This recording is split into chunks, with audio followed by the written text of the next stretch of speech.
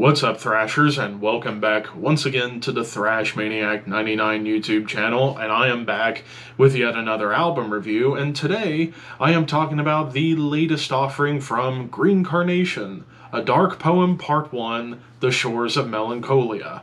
This also came out on September 5th on Season of Mist Records. Excuse me, my voice decided to go away on me. And this is, I believe, the band's 7th studio full-length overall. Of course, I have their album A Light in Day and Day in Darkness. I think that's what it's called, which I haven't listened to it all the way through, but from what I have heard about it or of it, it's really, really cool. So, for those who don't know, Green Carnation is a Norwegian band that early on started out as more of a death metal band, and it was the brainchild of one Chort, formerly of Emperor, Live in Satyricon, Carpathian Forest, and more especially Blood Red Throne. This is his band, and he's still in the band, but I don't believe he plays on this album. I wonder what was going on with that. But this is the brainchild of Chort.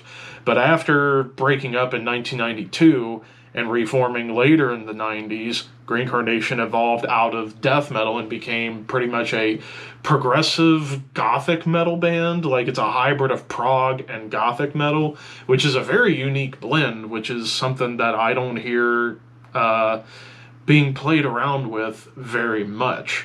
So this is a good little sit down with a band that I've wanted to talk about on here in terms of new releases, and here I am talking about a new album.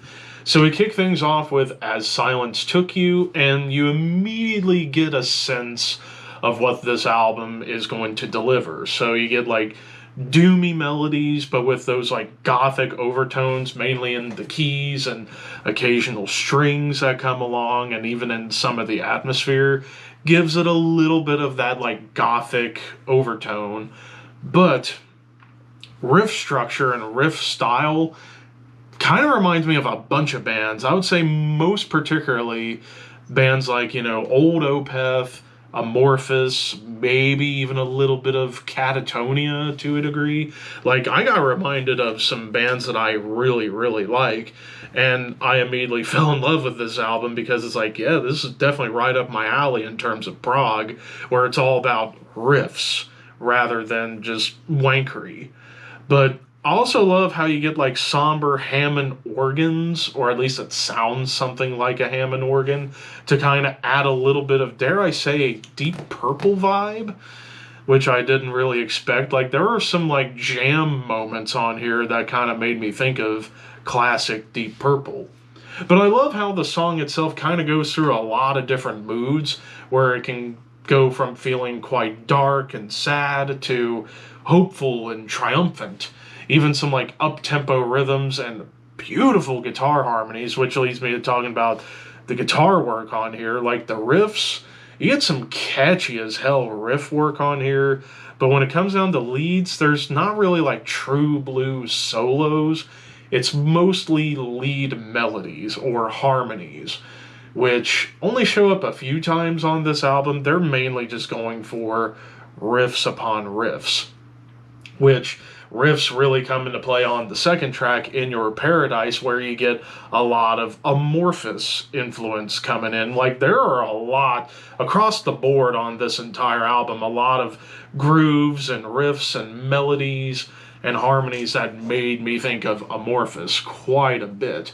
And even the vocals kind of give a little bit of, like, dare I say, an Evergrey vibe. Like, there's also some Evergrey moments when it comes down to how epic some of the songs can get and the hooks they deliver. But of course, I love the string sections going on here to add a little bit more to the doom and gothic gloom. Plus, awesome drums. Like, the drum work on this album is pretty much flawless, if you ask me. Now, this track, as well as the following track, Me, My Enemy, incorporates flutes, and Me and My Enemy is one of the prettiest songs of the album. Like, it's synth driven, you get great like jazzy bass on here. Like, and the song itself has a soothing jazz feel to it. And of course the vocals are a lot more calm, you get some great acoustic guitar play and some doomy riffs towards the end. But then we kick off the second half of the album with the track The Slave That You Are, which is probably, definitely, I would say, the heaviest song on the album. It's kind of death metal and black metal kind of interweaved into this sound a little bit. You had like big blast beats and tremolos that feel very akin to black metal, but you had like triplet stomps and chugs that feel a little closer to death metal, and even guest vocals from Grutle Kylson from Enslaved, who's delivering the harsh, feral, screaming vocals on here, and man, he truly sounds feral on this track. Then we get to the title track, The Shores of Melancholia, which is another pretty start. Like, it starts off with a beautiful, clean melody with some big progressions and gothic melodies, but great hooks. And then we get to the closer, the longest track of the album at over 9 minutes and some change, Too Close to the Flame. This was maybe the second heaviest song on the album. Like, it is riff driven beyond belief. Like, it starts off with these like big triplet swinging stomping chugs, and definitely gets into that old school Opeth vibe. Even in the keyboards, it kind of gets into like old Opeth territory, like particularly Ghost Reveries and Watershed, like that time frame of Opeth, but with like the epic qualities and the somber melodies of Amorphous coming back into play. And there are so many lead melodies and lead harmonies on here, I lost count, but it just adds to like the different moods on here. Like, it sometimes feels like you're feeling triumphant and uplifted through like the song's giving you like a positive message, but then there are times where it delivers sorrow, sadness, and somber quality, which adds a little bit to that gothic atmosphere going on here. Production wise, I thought this was a really solid mix. I mean, when it comes to prog, you kind of want to be able to hear everything that's going on, and it has to have a bit of a clean tone to it because, you know, it's prog. And the gothic metal on here is done quite effectively when it does show up. I would say this is like 65% prog, 35% gothic.